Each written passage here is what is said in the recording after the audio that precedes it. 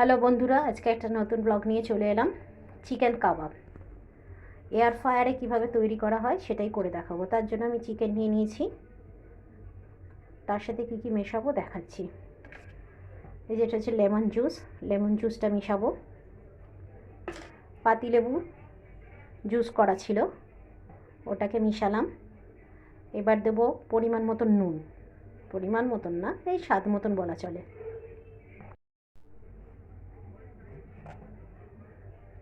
স্বাদ মতন নুন নিলাম। এবার দিয়ে দিচ্ছি আদা পেস্ট, দিয়ে দিলাম আদা পেস্ট। এবার দেবো রসুন পেস্ট, দিয়ে দিচ্ছি রসুন পেস্ট। এবার এগুলোকে ভালো করে ম্যারিনেট করব। ভালো করে ম্যারিনেট করে রাখলাম।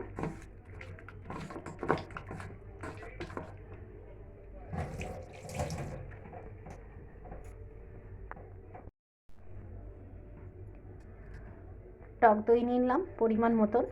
এবারে টক দইয়ের সাথে দেব হলুদ, তার সাথে লাল লঙ্কার গুঁড়ো দিয়ে দিলাম, আর দিলাম জিরের গুঁড়ো।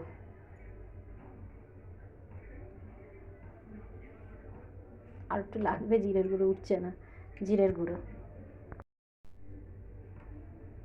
আর দিয়ে দিলাম কস্তুরি মেথি।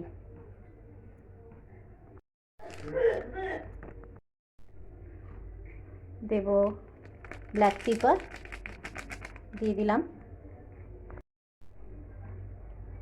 এবার ভালো করে চামচ দিয়ে এগুলোকে মিক্সিং করব।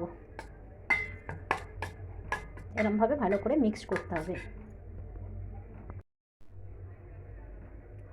আর দেব 1 চামচের মতন মাস্টার্ড অয়েল। যেহেতু এয়ার ফ্রায়ারে করবো, এয়ার ফ্রায়ারে তেল অনেক কম লাগে, বলতে গেলে লাগেই না, কিন্তু কাবাব বানানোর জন্য একটু তেল দিতে হয়, তাই আমি দিচ্ছি। এই দেখুন 1 টিস্পুন দিয়ে দিলাম। এবার ভালো করে মিক্সড করব।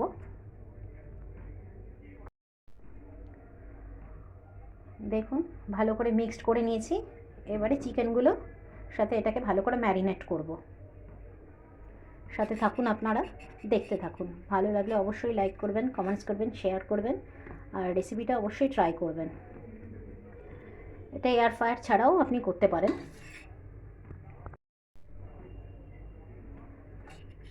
পেস্টটা আমি ঢেলে দিলাম। এবার এটাকে ভালো করে ম্যারিনেট করব, করে তারপরে এয়ার ফ্রায়ারে দেবো। পুরো পেস্ট এখনও নেওয়া হয়নি, এক হাতে মোবাইল আছে বলে। আপনারা অবশ্যই বাড়িতে এটা তৈরি করবেন। ভালো লাগলে অবশ্যই লাইক করবেন, কমেন্টস করবেন, শেয়ার করবেন, কমেন্টসে জানাবেন ভালো লেগেছে কি না। আর সবাই ভালো থাকবেন। নতুন বছর পড়ছে, সবাইকে আন্তরিক শুভেচ্ছা জানাচ্ছি। সবাই ভালো থাকবেন। Happy new year. সাথে থাকুন, দেখতে থাকুন।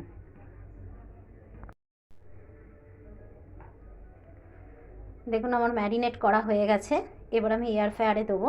আমার অ্যাকচুয়ালি এয়ার ফ্রায়ারের লাইনটা এখনও করা হয়নি, তাই বাইরের দিকে একটু বসাতে হচ্ছে। তা দেখতে থাকুন এয়ার ফ্রায়ারে কীভাবে হয়। আর আমার কাবাব করার জন্য কাঠি নেই, যেগুলো যাতে কাবাব বানানো হয়, তাই এমনি আপনাদের করে দেখাচ্ছি।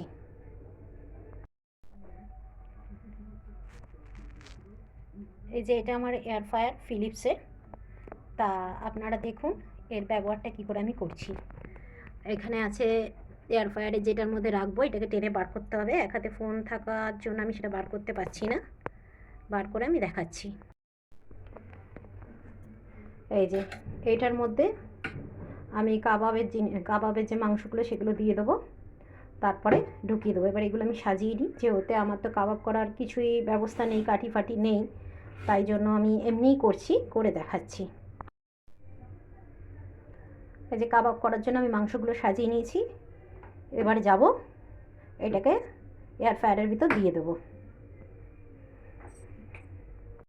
এই যে এবারে এটা দিয়ে দিচ্ছি মেশিনে, দিয়ে দিলাম। এবার লাইনটা আমি চালু করে দেবো, করে দেখাচ্ছি যে কত ডিগ্রিতে এটা দেবো। ওপরে সমস্ত কিছু লেখা থাকে, তবু আমাদের বুঝে করতে হবে, কারণ এটা নতুন নতুন যারা ইউজ করবে পুড়ে যাওয়ার সম্ভাবনা থাকে, তাই একবার ইউজ করার পর আপনারা বুঝতে পারবেন।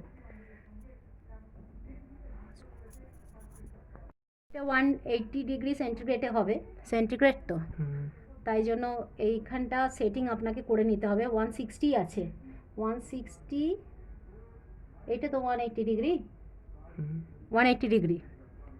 এবারে এখানে যেটা আছে গোল মতন, এটাকে 10 মিনিটস করব। দেখুন 10 মিনিটস করে দিলাম, চালু হয়ে গেল। ঠিক আছে, এবার আমার কাবাবটা রেডি হোক, তারপর আপনাদের দেখাবো যে এয়ার ফ্রায়ারে কত সুবিধা হয় এসব কাবাব বানাতে। তাছাড়া আরও অনেক কিছু রেসিপি আছে যেগুলো আপনাদের সাথে আমি শেয়ার করতে থাকবো। অবশ্যই ভালো লাগলে কমেন্টসে জানাবেন।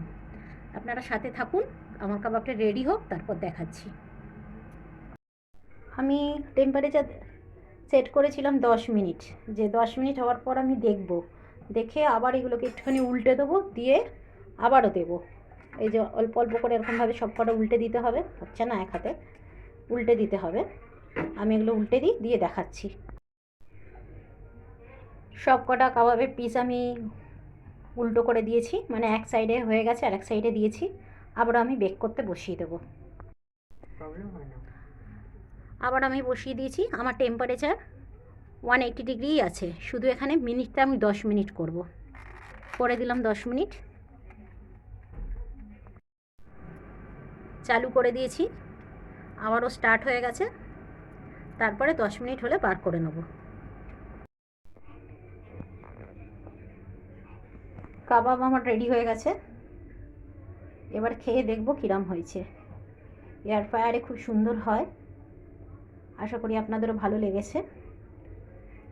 লাগলে আপনারাও ট্রাই করে দেখবেন। দেখুন আমার পুরোটা রেডি হয়ে গেছে। আমি একটু পেঁয়াজ শুধু কেটে নিয়েছিলাম, আর এটাকে টমেটো দিয়েও খাওয়া যেতে পারে, টমেটো সাথে রেখে স্যালাড বানিয়ে। আমি শুধু পেঁয়াজই দিয়েছি আর একটু একটু করে সাজিয়ে নিয়েছি, অতটা ভালো হয়নি। এবার খেতে কিরম হয়েছে দেখতে হবে। আমি ধনেপাতার চাটনি নিয়ে নিলাম, নিয়ে এটা সার্ভ করব আমি।